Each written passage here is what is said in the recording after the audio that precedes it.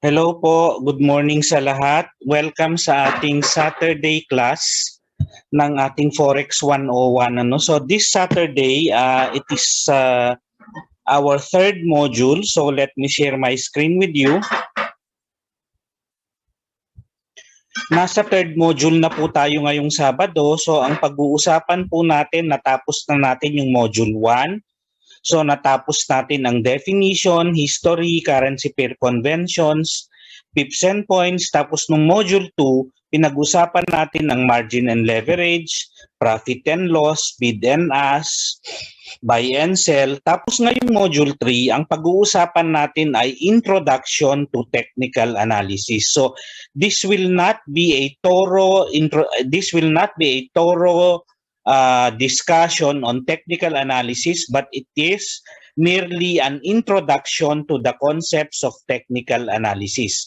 So basically, what I will just be doing here is introducing you to the building block of technical analysis, which is your pick and proof analysis. After we have discussed this, we are expected to discuss in our module 4 the MT4, MT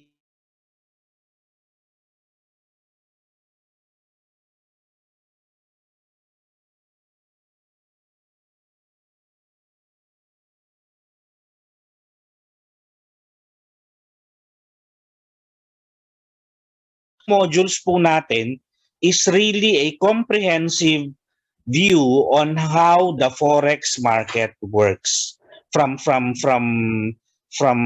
its macro view down to the nitty-gritty of the forex trading. So ngayong umaga, pag-uusapan natin ang introduction sa technical analysis. Ano po ba ang technical analysis? Ang technical analysis ay isa sa dalawang kategorya na ginagamit ng mga traders sa pag-a-analyze ng market. Kasi in analyzing the market, we use two approaches. One is the fundamental analysis, and the other one is the technical analysis. Ano po ba ang fundamental analysis? Ano ang technical analysis? Ano ang pinagkaibahan ng dalawang ito? Ang fundamental analysis is the study of uses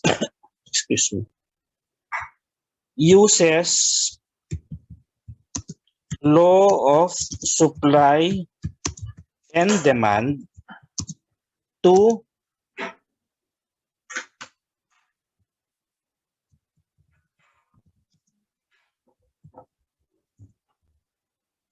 forecast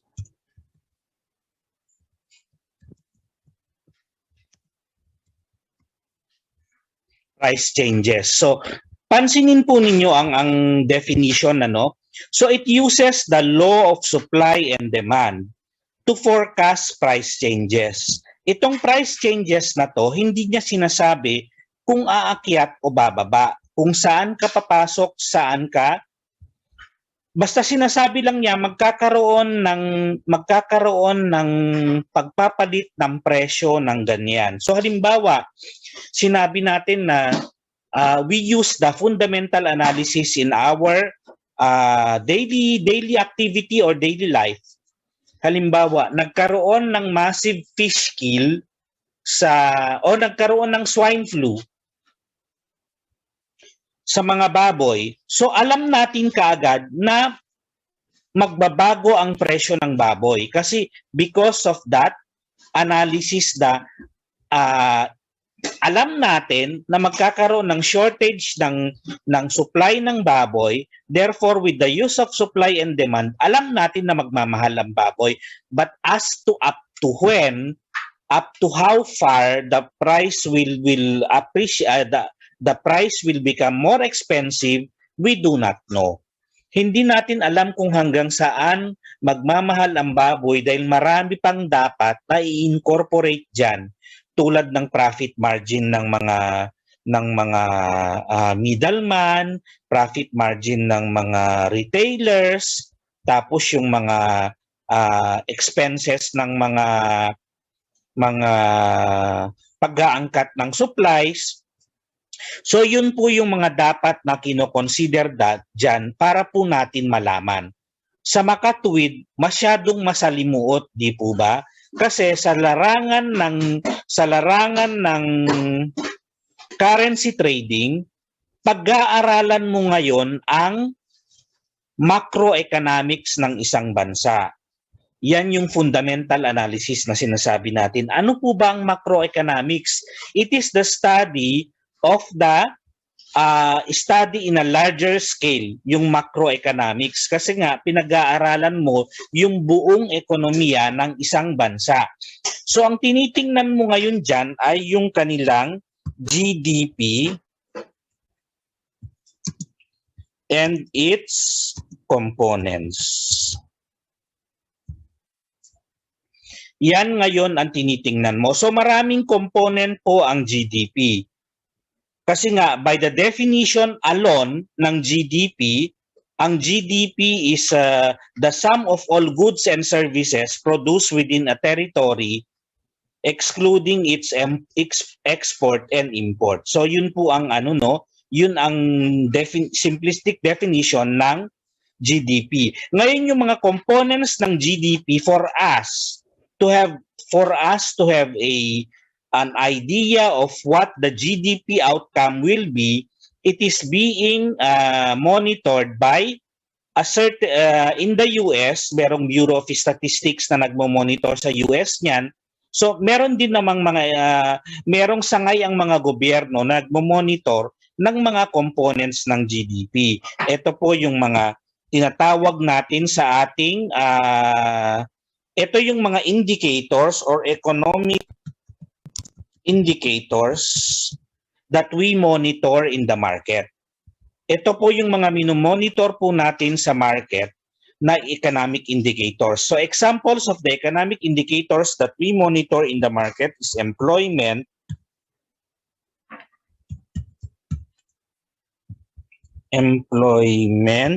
tapos meron ding consumer spending, mali yung spelling. Tapos meron ding consumer spending, minomonitor din ang jobs.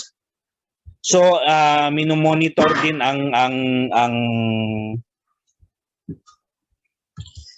these are examples of things that are being monitored under your economic indicator, because whatever reading that you have here will have an effect in the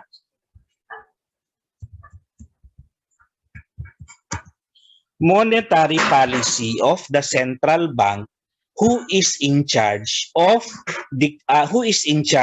monitoring the amount of money in circulation.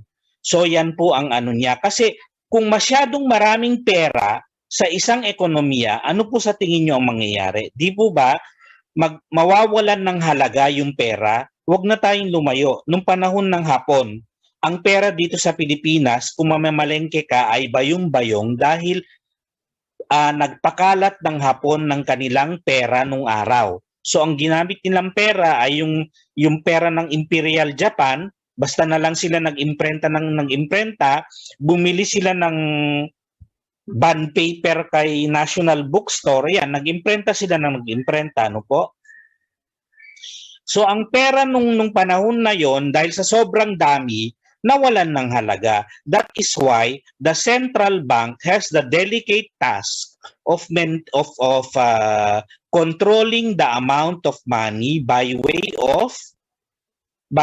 of monitoring also yung economic indicators that will spell whether they should increase or decrease the amount of money in circulation. Yun po yung monetary policy na sinasabi natin. So I hope na maliwanag po yan sa fundamental analysis. So ngayon naman sa technical analysis, wala pong pakialam ang technical analysis kung ano ang reason ng bakit umaakyat ang isang bagay at kung bakit bumababa ang presyo ng isang bagay. Dahil ang technical analysis is simply defined as the art of identifying trend, the art of identifying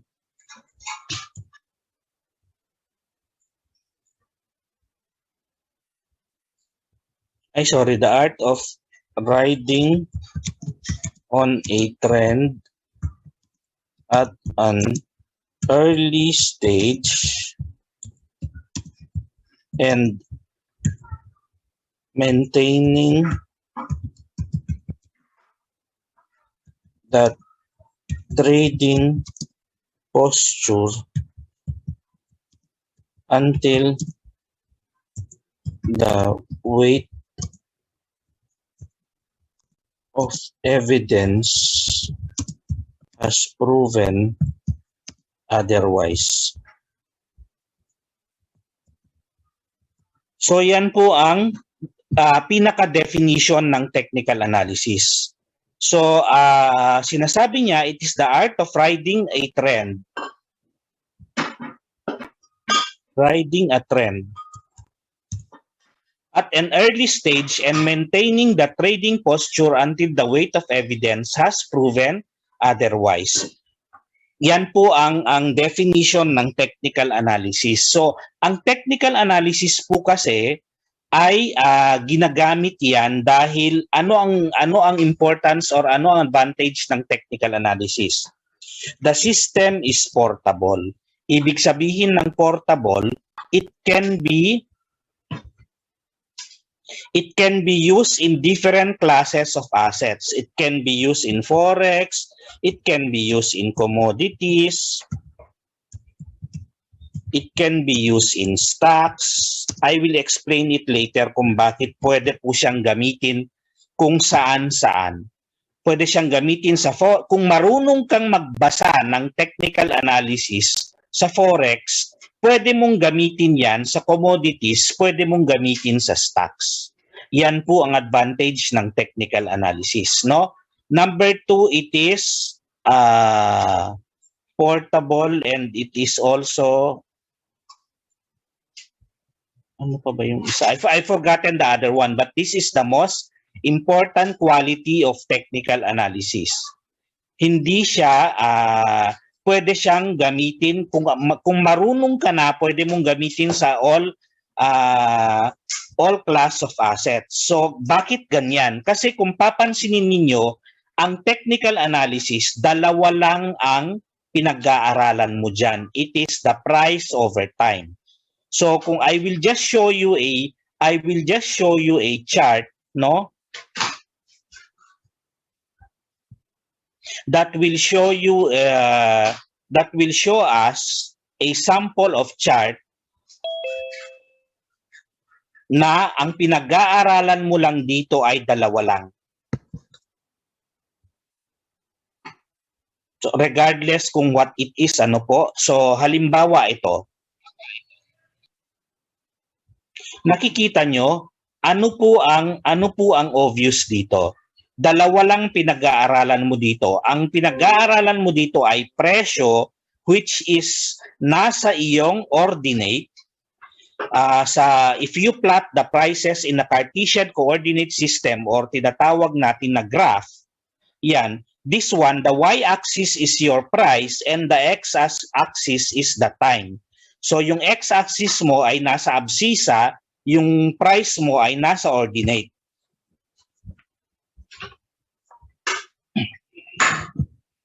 Ayan po, so dalawa lang ang pinag-aaralan, no? Habang umuusad ang panahon, so nakikita nyo dito sa baba, ang ano niya, it changes in every few minutes or so, merong interval in few minutes or so. So ito po ay ang galaw ng presyo sa bawat minuto ng Euro USD. Kasi kung titingnan nyo, it is plotting the movement of price in your, kaya po yan, it is just the study of time, of price over time.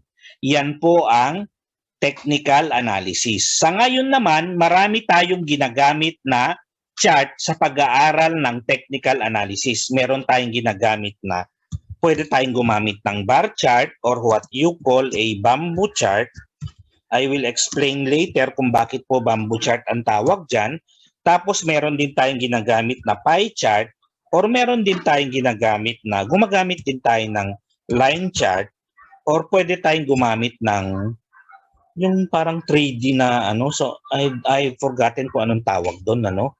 So maraming bagong charts, maraming iba-ibang charts, but what we mainly use in our study is a bar chart or a line chart or a candlestick chart. Yan lang po ang mga ginagamit nating chart sa pag-aaral ng ating technical analysis. So dito po, ang tawag po dito ay candlestick chart. So unahin muna natin sa line chart. Ano po ba ang itsura ng line chart? Ang itsura po ng line chart ay ganito lang. Unahin muna natin sa open, high, close, low, close. Ito po ang tinatawag na bar chart. Kasi kung papansinin ninyo, palalakihan ko lang ano, 4 na impormasyon ang meron dito sa bar chart. So kung papansinin ninyo, sa bawat bar, 1 minuto po yan.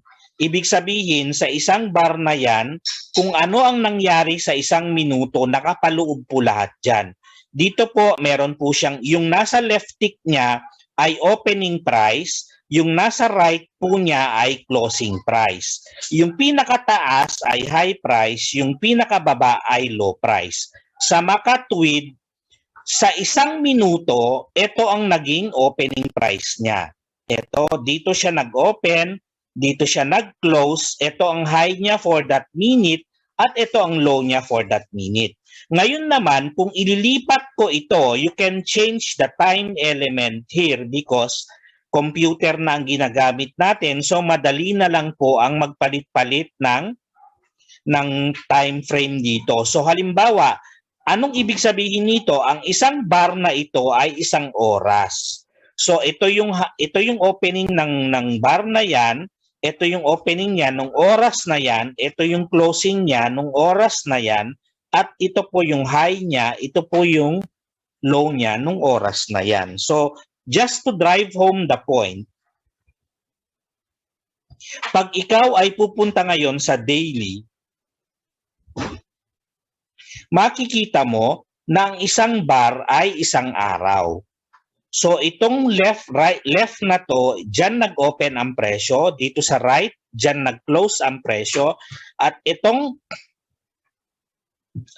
high na to, yan yung high ng price, at itong low na to, yan yung low ng price. Madali lang yan, wag mong problemahin kung ano. Ang gagawin mo lang, itatapat mo lang yung crosshair doon sa figure at makikita mo na kung ano yung open, ano yung high, ano yung low, ano yung close. Nakita po ninyo? So I hope nakita nyo, ano. So sa isang araw, yan po ang kaganapan. Ayan, so tayo naman ay dadako. So 4 na presyo ang makikita mo dito, ano. So in order for you to have a clearer view of what the price is doing or where the price is heading, you can switch to a line chart. Yan, yung line chart naman ay mukhang either you might want to call it as EKG or ano, mukha siyang ano, no, so mukha siyang pagka na-experience nyo ng magpa-EKG or ECG, yun po yung itsura niya. Para lang siyang, parang how do we call this? It's just a series of closing prices connected by a line. So yan po. Ang kino-consider usually dito, kasi di ba sabi natin 4 na presyo ang napapaloob sa isang time, sa isang bar, whether it is daily or hourly or per minute, 4 na presyo ang nakapaloob dyan. You have the open, high, low, close. Pero dito sa pagsusugpong-sugpong ng mga ano po natin, dito sa pagdudugtong-dugtong ng ating closing price dito, ang kinonsider lang natin dito ay closing price. Yan, you just connect the closing prices and you are able to draw or you are able to come up with your line chart. Bakit po closing price? Bakit hindi opening price? Bakit hindi high price? At bakit hindi low price ang karaniwan na kinoconsider sa line chart? Kasi po ang closing price ang pinaka-importante because it reflects the confidence of the market participants regarding that price level. Kasi doon nagsasara ang isang presyo. Halimbawa, Biyernes ngayon. Halimbawa po Biyernes. Ay yung blue po na ito ay drawing ko lang po ito, Sir Joseph. Ako po ang gumawa niyan. For later topics po yan, ang tawag po dito ay trend line. Yan. So in our advanced topics, we will be discussing these trend lines, support and resistance lines. So ito po. Ako lang po ang gumawa dyan. So you can actually remove that. Ayan. Pati po mga ito, ako lang po ang gumawa nito. Itong 26-day moving average, 50-day moving average. These are just aids in our aim to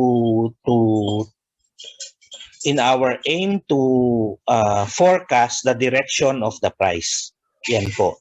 So mabalik po tayo dito sa ating, if you have questions, please feel free to post your questions in the chat and I will the moment I see it, I will address it. Ano po? So ito po, closing price po ang ginagamit natin kasi halimbawa Biyernes ngayon. Ang importansya po ng closing price is derived from the confidence of the market players towards that closing price. Kasi halimbawa, Biyernes ngayon ng madaling araw, pasara na ang foreign currency market. Nagsasara po kasi ang foreign currency market natin dito ng Sabado ng madaling araw in line with the closing of the New York close ng hapon din, no? 5 PM ng New York, 5 AM po natin dito, nagko-close na rin po ang forex market sa kanila. So, pagka nag-close po ng 5 AM po sa atin, yung presyong yon ay hindi mo magagalaw ng Sabado o Linggo. Kahit pa may sumabog sa New York o pumutok ang Amerika or kahit pa sabihin nating lusubin ng China ang Pilipinas, hindi mo magagalaw ang presyong yon dahil wala pong trading na magaganap ng Sabado at Linggo. You can only react to that particular event when Monday comes. So, ibig sabihin, yung presyong pinagsarhan niya nung Sabado ng madaling araw sa atin or Friday ng alas 5 ng hapon sa New York, ay komportable ang mga market participants na doon magsara ang presyo na parang, ay okay na yan, wala naman siguro, should anything happen on a Saturday or a Sunday, I think that I will be able to take that price level. So gayon po ang sinasabi ng closing price.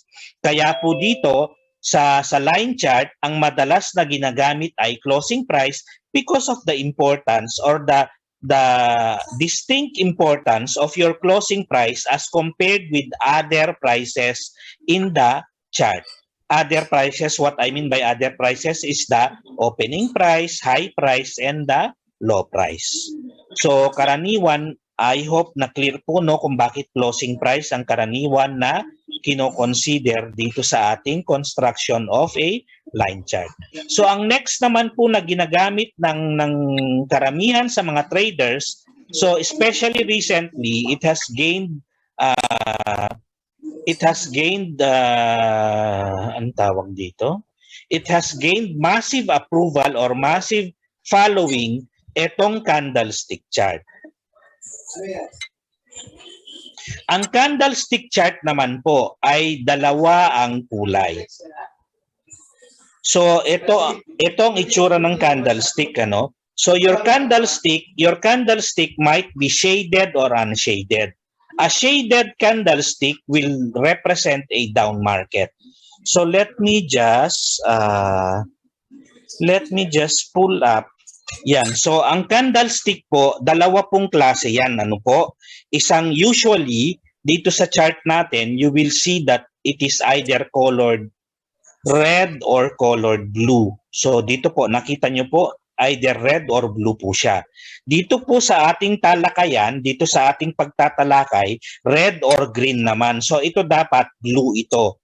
Pwedeng blue or pwedeng green. Ito naman pwedeng red ito or pwedeng sometimes it is red, sometimes it is black. Ito naman, kung black po ito, usually ang pinapair sa kanya ay puti. So ano po bang ibig sabihin yan? Kung titingnan natin ang parte ng isang candlestick, ito po ang tinatawag, ito po yung square na nakikita nyo, meron siyang shaded na part. Ang tawag po dito ay real body. Ito po yung real body ng candlestick. Kumbaga kung iisipin mo na ito ay kandila, ito yung pinakakatawan ng kandila. Ito naman po yung mitya niya sa taas ay ang tawag dyan upper shadow. May mitya din po siya sa baba, ang tawag dyan ay lower shadow.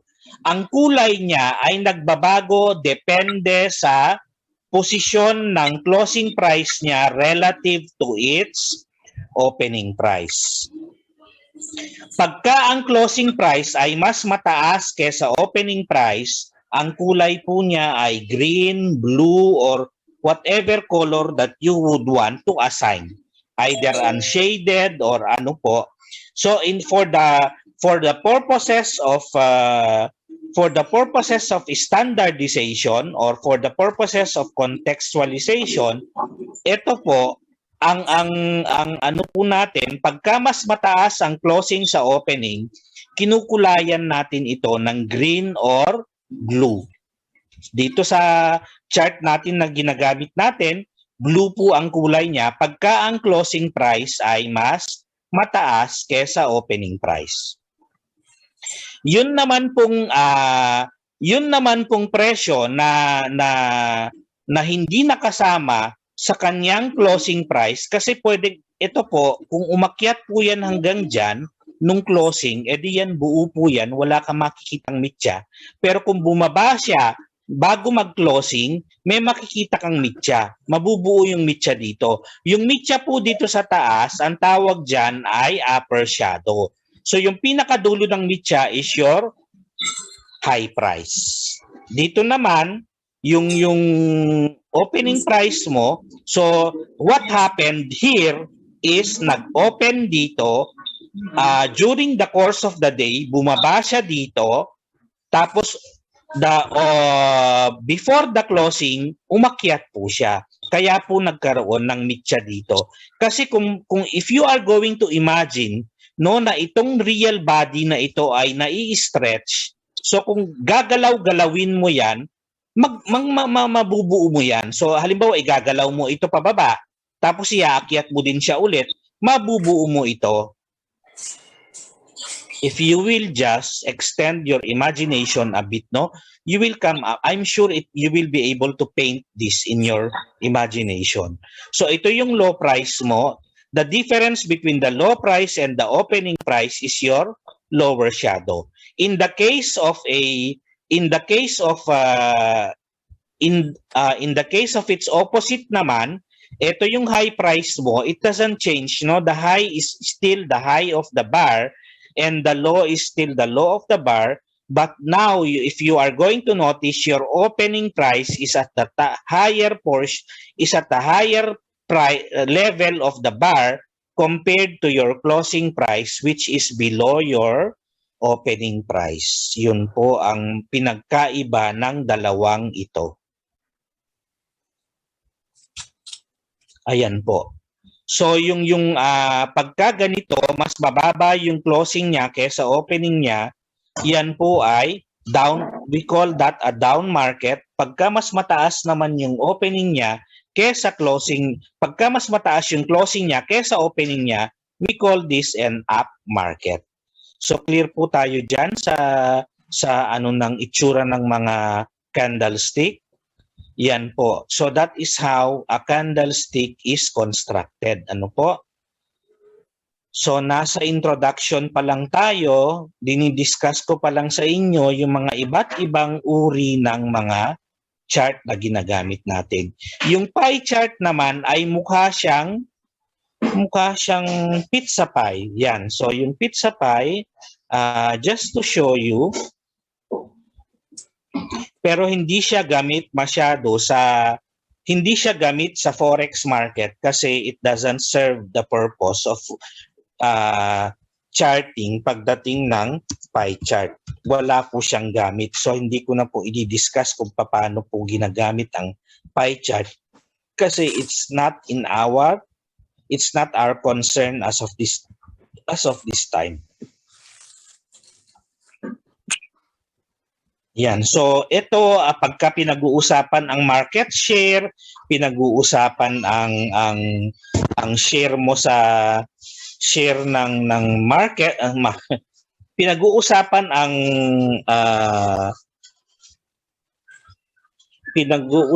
ang magnitude, no? Ito po ang karaniwan na ginagamit. This is the preferred chart to use. But when you are talking about prices, then of course, mas preferred po ang bar chart or your candlestick chart. So ayan po, natapos na natin ang kinds of chart. Ngayon naman ay ating pag-aaralan ang peak and trough analysis kasi natapos na din natin ang introduction. We have already discussed the definition of technical analysis. It is the art of identifying trend changes at an early stage and riding on that trend until the weight of evidence has proven otherwise. So dito, kung titingnan nyo ito po yung definition. So it's defined as the art of identifying trend changes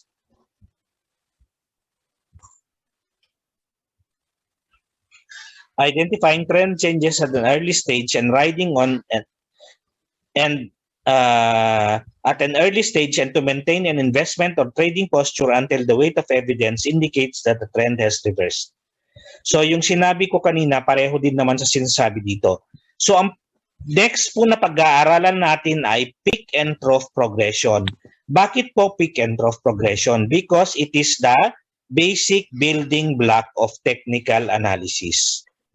Ito pong tinuturo ko ngayon na libro sa inyo is a textbook when you enroll in a formal classes of technical analysis. Kung kayo po ay willing mag-invest to enroll in a formal education for technical analysis, which you can get at dito sa Pilipinas, pwede mong makuha yan sa Bankers Association of the Philippines class sa Ateneo. So they have classes sa Ateneo campus in Makati and ang enrollment po diyan is 50,000 po ata ang per module po nila. So inaaral po 'yan and one of the textbooks that they use, of course they don't tell you the textbook. But itong textbook na to is I've come across this sa overseas na po, hindi po dito sa Pilipinas. So inuwi ko na lang itong librong to nung ako'y nag-uumpisa pa lang mag-forex. So nung araw wala pang e-copy ang book. Itong book na to is hard copy pa lang siya, printed copy siya nung araw. Ang author po nito ay si Martin Pring. So if you want to search for the book, you may do so, no? And it's a textbook, so it is just like reading it's a textbook, and therefore when you try to read an algebra book, di ba hindi ka magkakaroon ng interest? Or you may want to open a integral calculus na libro, so syempre hindi ka magkaka-interest kasi hindi naman siya kaaya-ayang basahin. Ayun, so itong librong ito Pinapauna ko na sa inyo, hindi po kaaya-ayang basahin primarily because it's a textbook. So hindi po siya leisure book.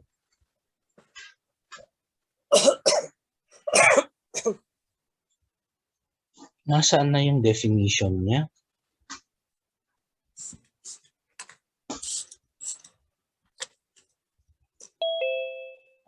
Nasa preface. Right?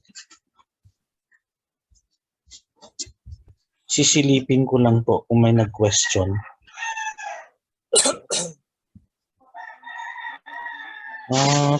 Yeah.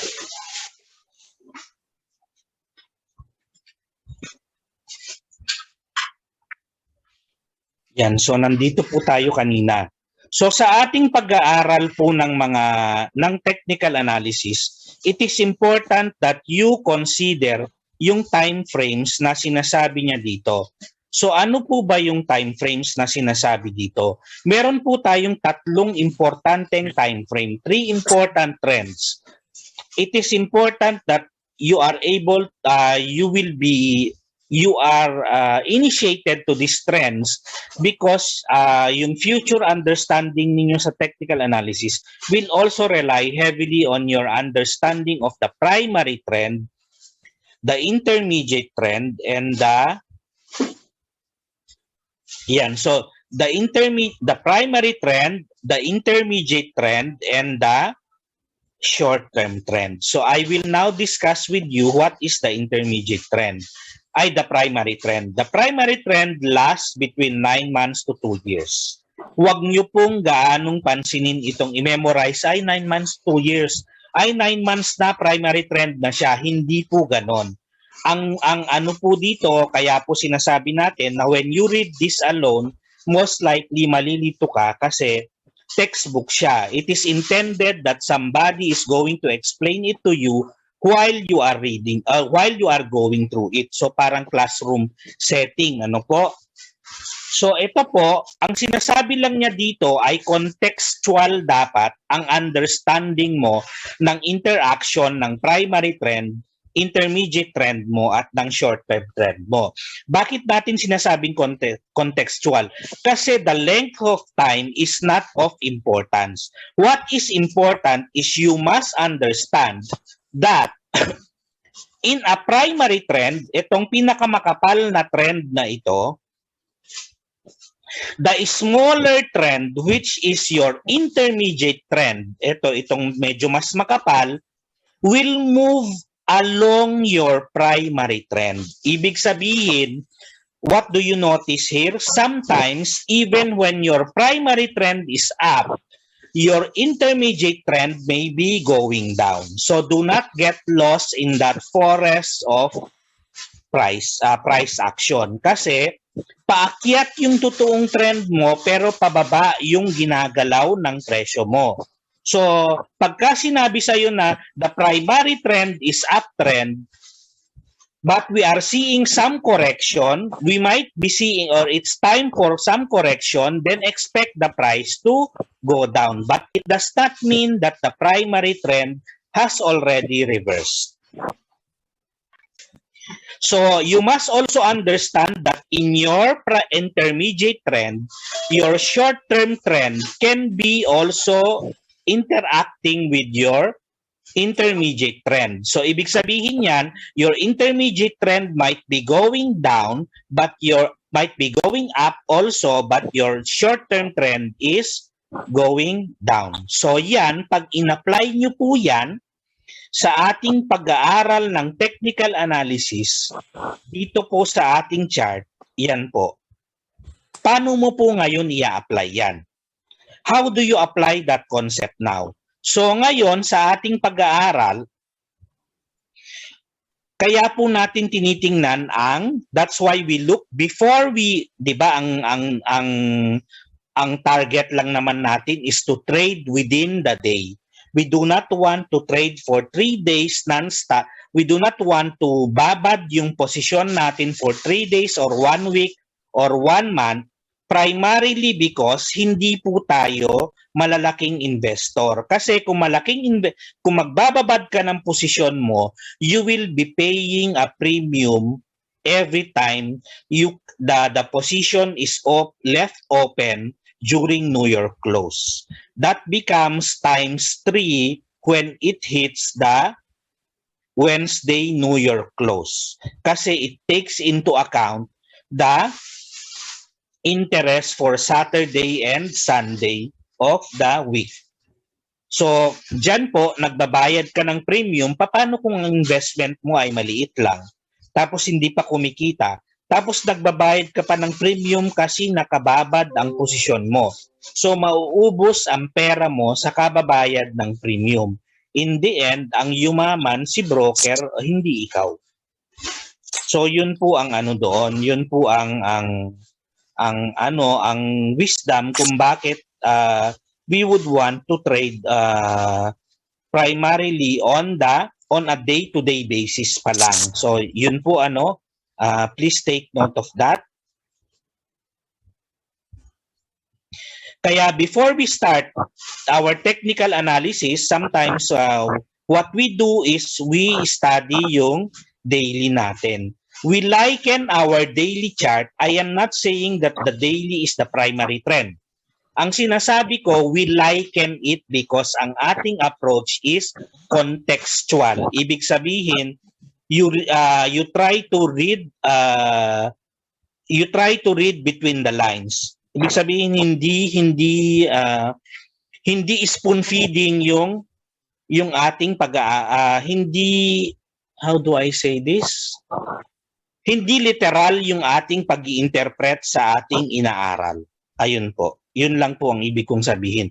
So this daily chart, we are likening the daily chart to you liken the daily chart to a primary trend. So kung ang primary trend mo ngayon ay paakyat, kasi nakikita natin, di ba, ay ang bias ngayong araw mukhang paakyat kasi paakyat pa naman yung daily mo. Nakikita mo pa naman, obviously, huwag kang malilito kasi ang tinitingnan mo lang ay itong buong pag-akyat na ito. Ito lang, yung pwede niyang igalaw ngayong araw.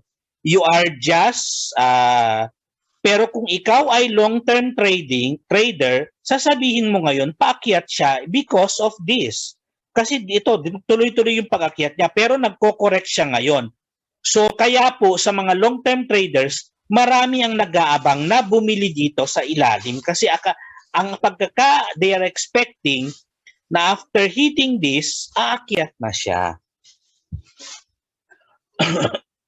So tayo, ang gusto lang nating malaman because we are short-term traders or intraday traders is what is the bias for the day. So the bias for the day is still up. So ngayon, when you go to your smaller time frame,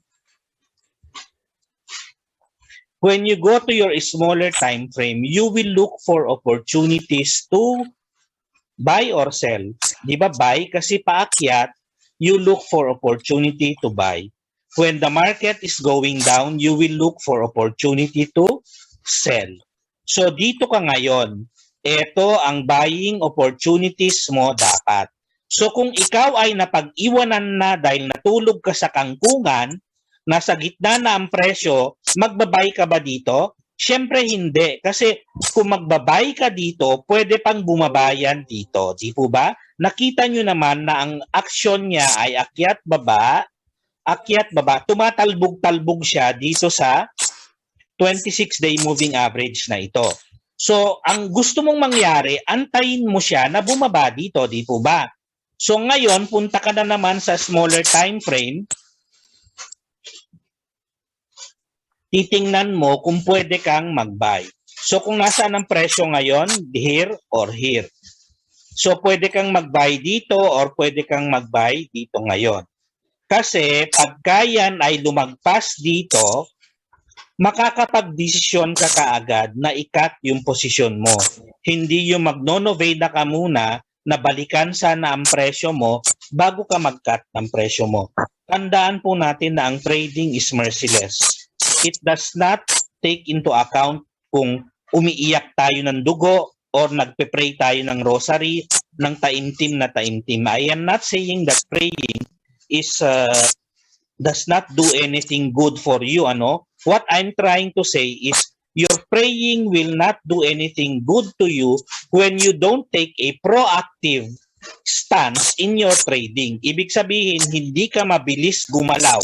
Kasi ang market, wala siyang pakialam kung tutulog-tulog ka or mabilis kang gumalaw. Pagka hindi ka mabilis gumalaw, pag-iiwanan ka. So pagka napag-iwanan ka, malaki ang losses mo sa market.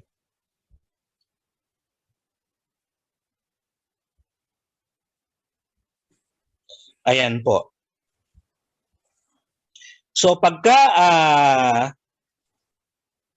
where was I? Ayun, so ang pinag-uusapan natin dito is yung the interaction of primary, intermediate, and short term. Yan. So yan po yung tinatawag natin na market cycle. Ang market cycle model natin na sinasabi dito, which doon po na base ang Dow principle natin, ang sinasabi lang po niya ay ang market ay merong period yan ng parang sinus wave. Ano po ba ang sinus wave? Ang sinus wave ay ganito po ang itsura niya.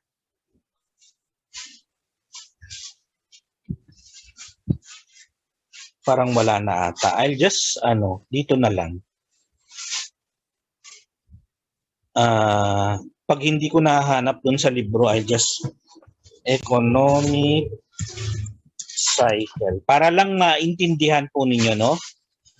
Para lang po makita ninyo, and then we'll just click the image. Yan, yung itsura ng economic cycle po. Yan. Total may internet, di gamitin natin ang internet, gamitin natin yung ano niya. So in an economic cycle, hindi po oras-oras, hindi araw-araw, Pasko ika nga. Yan yung sinasabi nila na hindi araw-araw Pasko. Merong oras ng tulad na lang ngayon, maraming tao ang nagro-romanticize, ay buti pa nung pre-pandemic, ano ang buhay, magaan, madali kumita ng pera, ganito. So may nangyari. So ang nangyari po ngayon, nagkaroon ng coronavirus, maraming salamat sa mga taga-Wuhan, no? Kumalat sa buong daigdig, yan nagkaroon ng recession because of the lockdown. So that is the cycle of the economy brought about by the pandemic. So hindi lang naman pandemya ang nagdadala ng cycle. Ang ekonomiya po natin ay talagang may sinusunod na cycle yan. There will always be a period of abundance or expansion. Yan, tapos nagpipeak yung expansion natin. Pagka nagpeak na yung expansion natin or yung abundance natin, pumapasok na naman tayo sa period of recession. Yung period of recession na yan or your period of contraction na yan ay makakarakterize yan ng diminished earnings or GDP contraction, two successive quarters of GDP contraction is considered to be a recession. So pagka nagkakaroon ng recession yan, lumalalim pa po yan, umaabot hanggang economic depression. So yung depression mo, pagka nag-pick up, pagka nag-bottom out na yan, ikaw naman ngayon ay papa-recovery na. So sa iyong papa-recovery, nag-uumpisa na naman yung expansion mo. Ganyan po ang itsura ng economic cycle. Bakit ko dinidiscuss yan sa inyo? Kasi ganyan din ang galaw ng presyo sa market. Yan. Nakita nyo? If we, halimbawa, dalhin natin yan sa daily para mas maging obvious sa inyo. Yan. Lalong-lalo na pag dinala ko yan sa weekly, lalong magiging obvious sa inyo yung itsura ng cycle ng presyo natin. Ano po?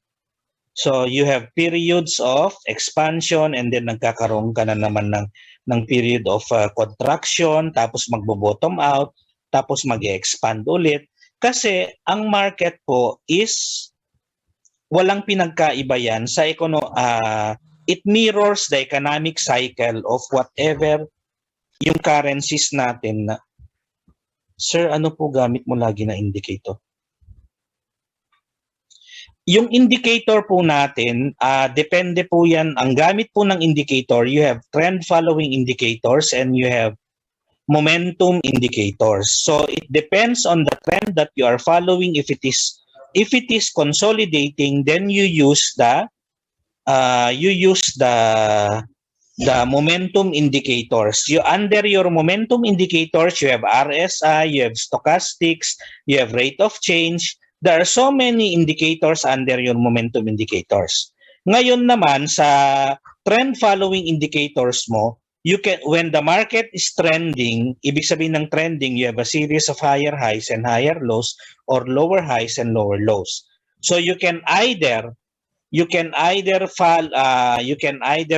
your moving average, you can either use your Bollinger Band, or you can use yung other trend following indicators. Ano po?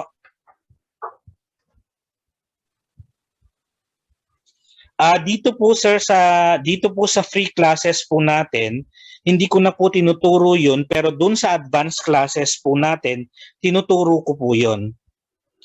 Ituturo ko po lahat ng gusto nyong malaman sa advanced classes po natin.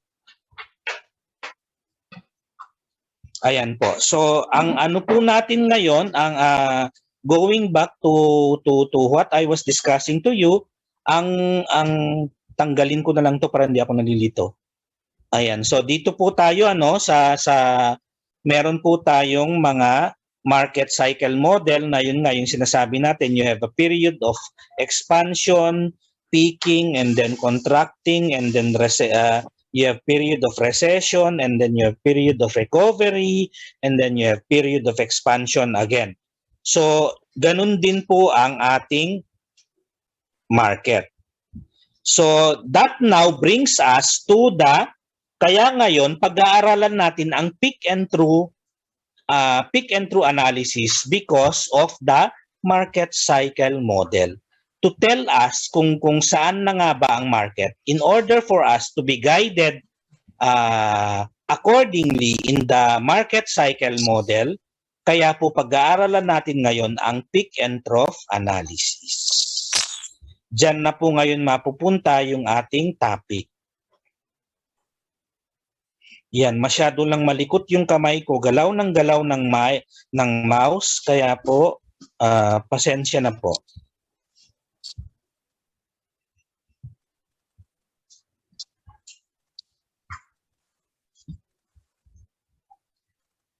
Hahanapin ko lang yung peak and trough analysis dito. Yan, so peak and trough progression, no? So sa isang peak and trough progression, paano po natin nasasabi na ang isang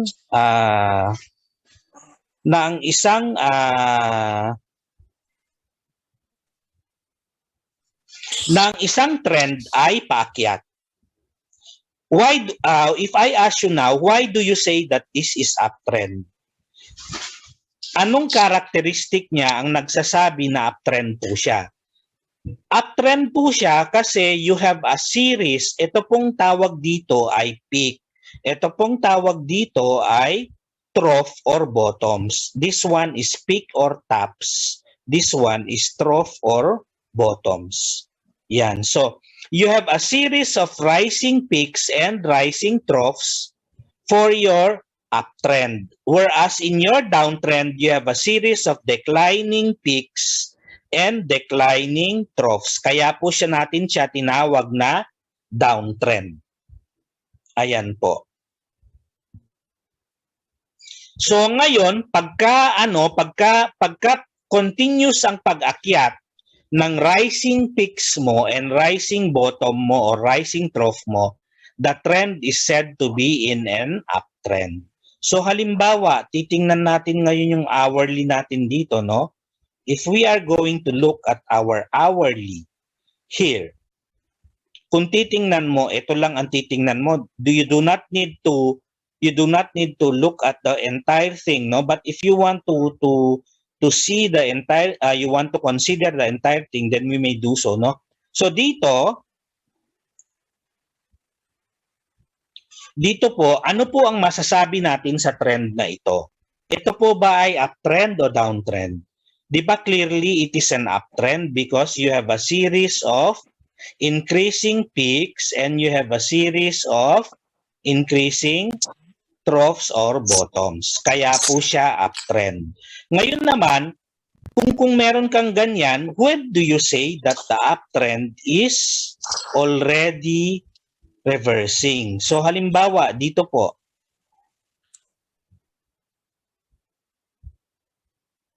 halimbawa ito, paakyat siya, di po ba? So paakyat siya, kailan mo masasabi na ang the uptrend ay tapos na? Magpapalit na ng trend or kailan magkakaroon na ng next picture.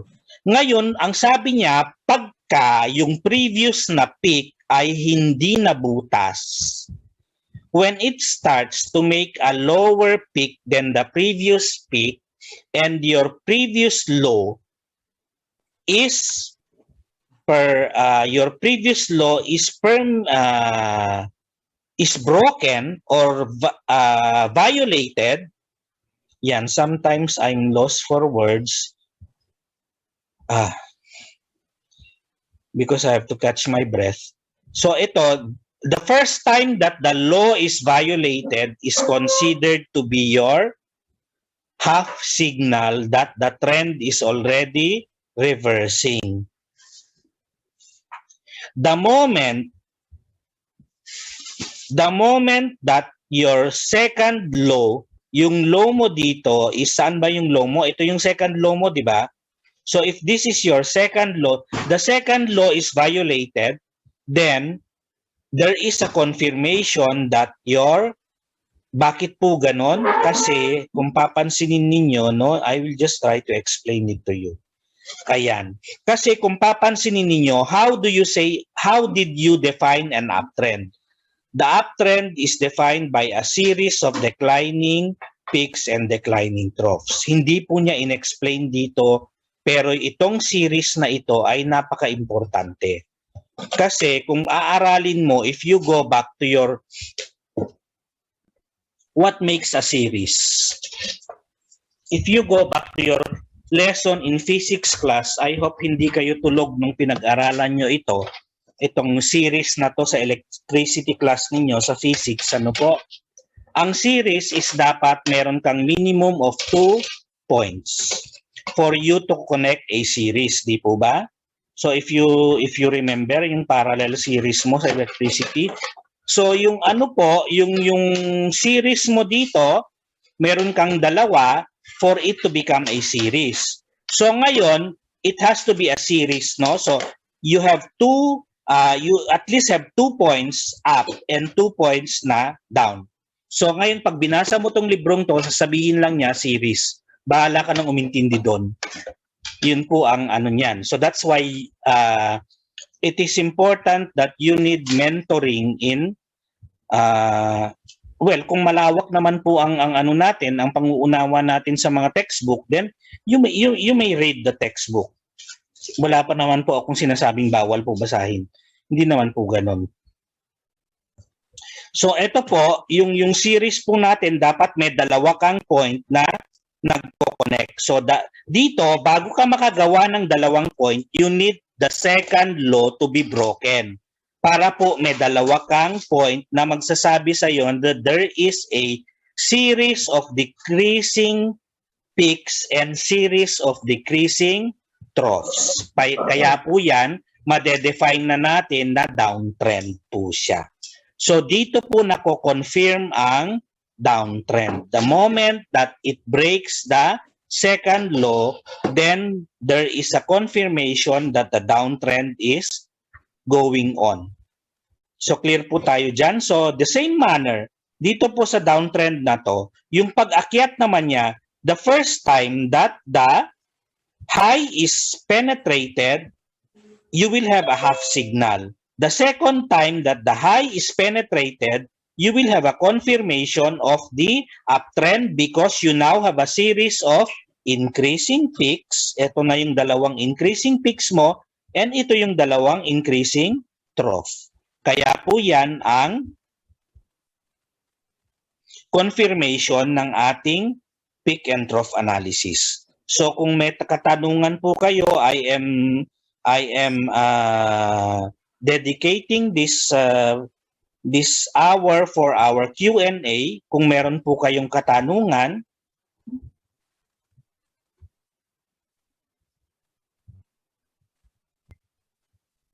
yan, kung meron po kayong katanungan, please feel free to ask your question.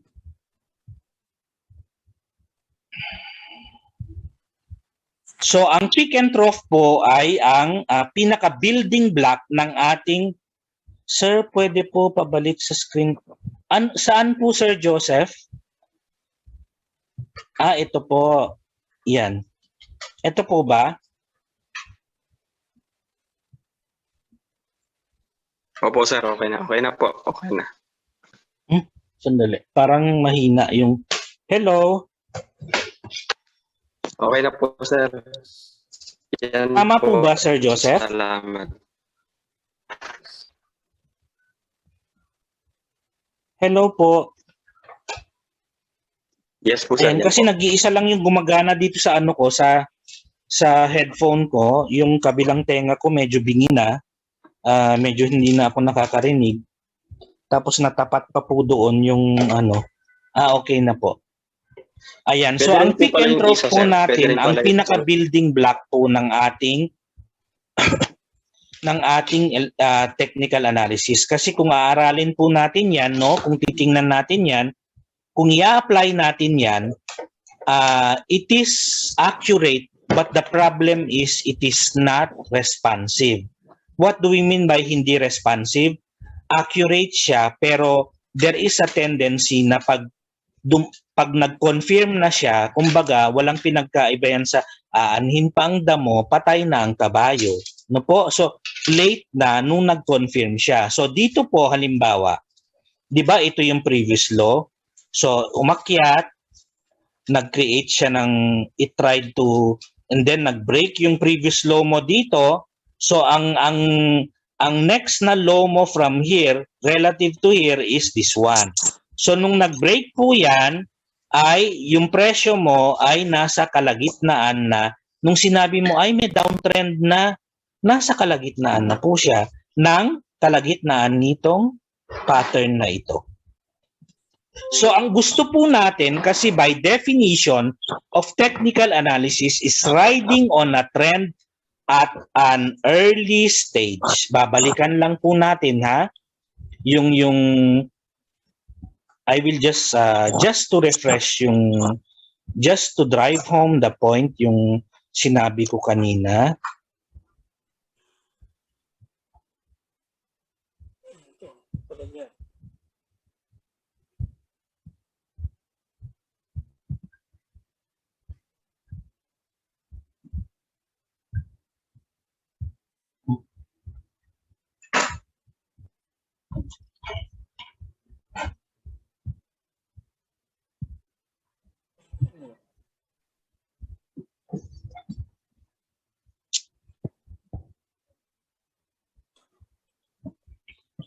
Yung peak and trough po ang hinahanap ko.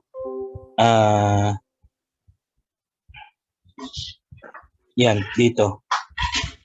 So ito po, no? Papansinin ninyo, by the time na na-confirm mo na yung downtrend ng market, naka-travel na ng medyo malayo-layo ang presyo. Ibig sabihin, medyo nasa gitna ka na ng biyahe, medyo hindi na on time ang ano mo, hindi responsive, because by definition of technical analysis, what you want to happen is you are able to identify trend changes at an early stage.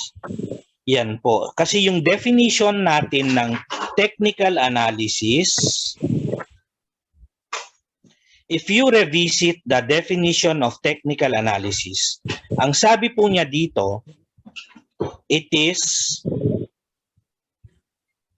the art of identifying trend changes at an early stage and to maintain that trading investment or trading posture until the weight of evidence has proven otherwise.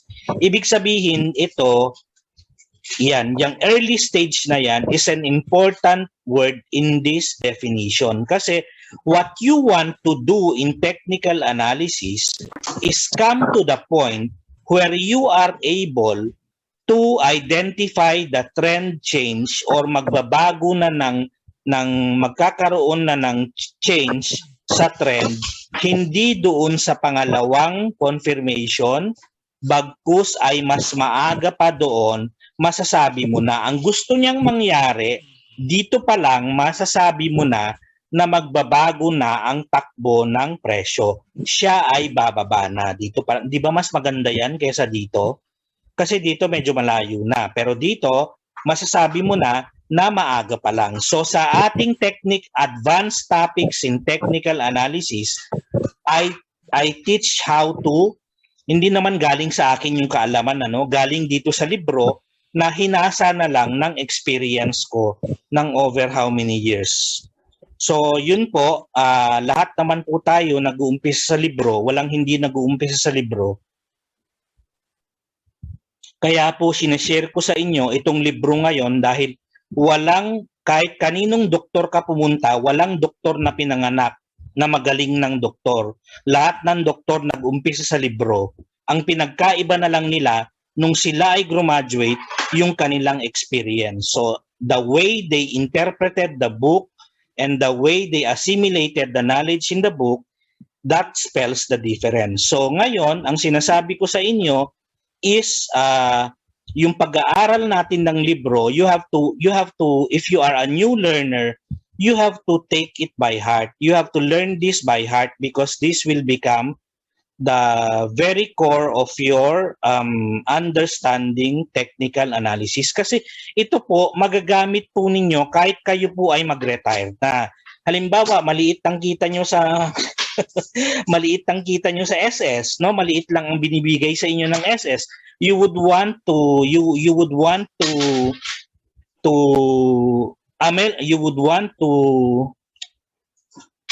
enhance, or you would want to ameliorate your income, or you would want to append your income.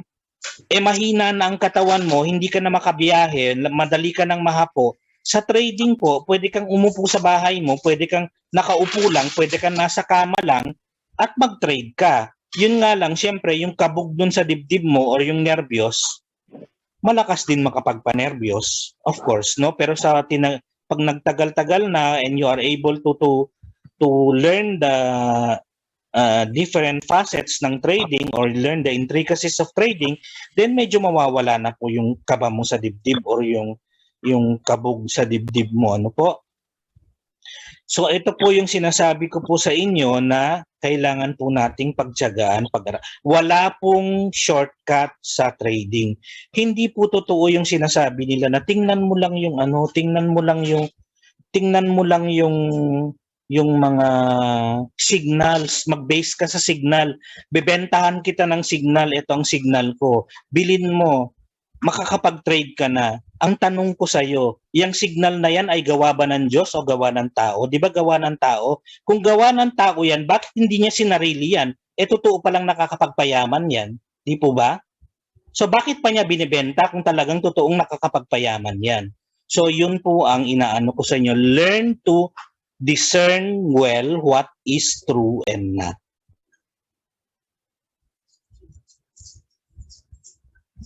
So, kung wala na pong question,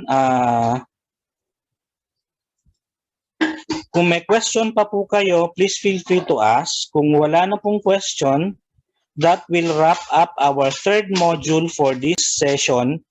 And I hope to see you all again on the fourth module po natin ng ating Forex 101, which is yung ating MT4, MT5 platform, trading plan, at saka yung risk management techniques po natin. Maraming salamat po sa pagdalo po sa ating Forex 101 class for today, and hope to see you all again. And I hope na you spread po yung ano po natin, yung ginagawa po natin dito. It is not a fast course, or hindi po siya mabilisan.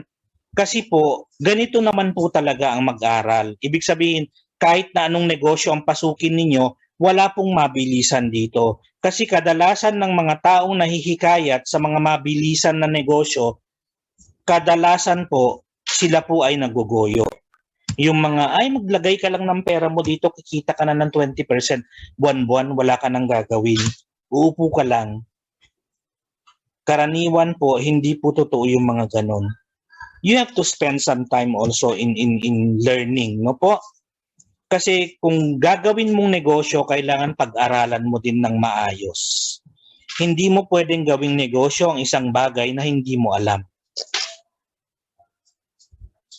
So kaya po inaalam po natin. So maraming salamat, and I hope na i-share po ninyo ito para lalo po tayong dumami sa ating mga talakayan. Para po maparami din natin ang mga taong hindi basta-basta naniniwala na basta-basta na lang ganun-ganun lang ang mag-invest sa isang trading investment. No po? So maraming salamat, and have a happy weekend everyone. Maraming salamat po.